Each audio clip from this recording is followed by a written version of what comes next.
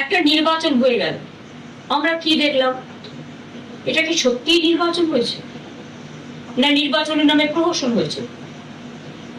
প্রথম কথা, কোন রাজ্যের লজিস্টিক ডিসক্রিপেন্সি বলে কোনো কিছু এসআইআর হয়নি, একমাত্র বাংলা। সেখানে জেনে শুনে 60 লক্ষ লোকের নাম বাদ দেওয়া হয়েছিল, প্লাস আরো 58 লাখ। তার মধ্যে লড়াই করে আমরা 32 লক্ষ লোকের নাম তুললেও 27 লক্ষ, এবং পরে বিজেপি জমা দিয়েছিল আরো 7 লক্ষ, 34 লক্ষ সংখ্যাটা হয়, প্লাস 58 লক্ষ। তার মানে 58 আর 34 যদি আপনারা দেখেন, প্রায় 1 কোটির কাছাকাছি চলে যাচ্ছে। এই 1 লক্ষ, হ্যাঁ 1 কোটির কাছাকাছি চলে যাচ্ছে। তো এবার আপনারা আমাকে বলুন, এত কাউন্টিং রিগিং করা, ইভিএম মেশিন রিগিং করা,